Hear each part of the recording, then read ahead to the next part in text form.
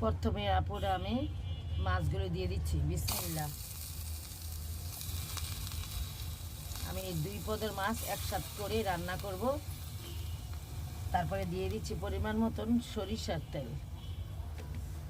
তারপরে দিয়ে দিচ্ছি, চুলাটা যে নিভে না যায় এত কষ্ট মিনি। তারপরে আদা রসুনের পেস্ট দিয়ে দিচ্ছি। এখানে পেঁয়াজ বাটাও সহকারে আছে, পেঁয়াজ বাটা, আদা রসুনের পেস্ট সব আছে। তারপরে দিয়ে দিচ্ছি টমেটো পেস্ট। চুলাটা না জানি বন্ধ হয়ে যায় তারপরে দিয়ে দিচ্ছি, দ্রুত দ্রুত করছি, হলুদের গুঁড়া, দইনার গুঁড়া, মরিচের গুঁড়া,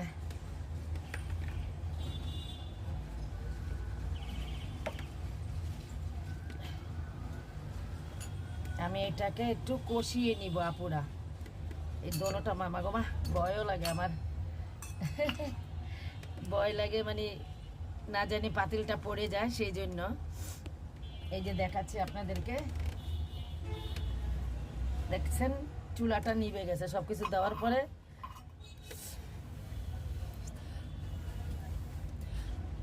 এই যে আবার ধরছে, আলহামদুলিল্লাহ।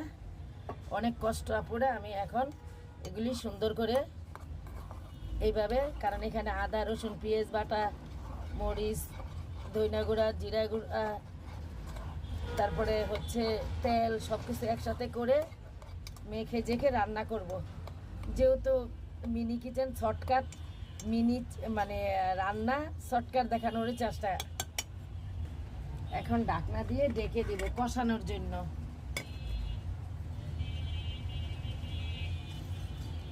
এই যে আপুরা আমার হাতে মাখি, মানে হাতে না, মানে একবারে সব কিছু দিয়ে রান্না বসিয়ে দিয়েছিলাম। আর আমি অফ ক্যামেরা আপুরা পানি, মানে কষানোর পর পানি দিয়েছি।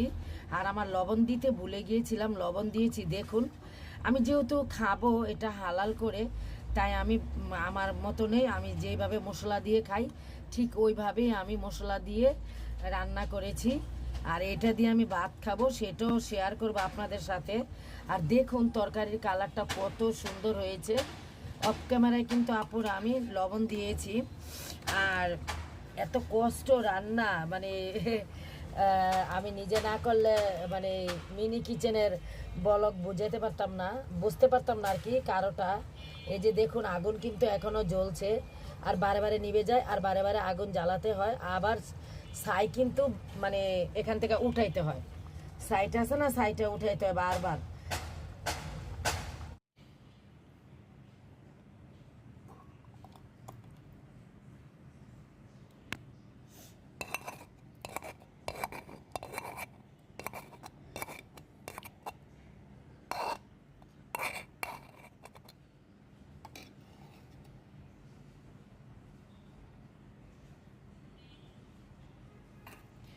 কালি তো, সেই জন্য আপুরা আমি একটা বাটিতে সার্ভ করে নিলাম, যাতে আমি এখান থেকে যতটুকু লাগে আমি খেয়ে নিব। সেই জন্য এই যে মলাই মাছ, আর এই যে হচ্ছে বোয়াল মাছ, ছোট্ট পিস আসলে ছোট ছোট শখ আর ছোট ছোট মানে সামান্যতম কিছুর জিনিসেই আমার কাছে অনেক অনেক মানে কোটি টাকার চেয়েও বেশি খুশি লাগে আপুরা।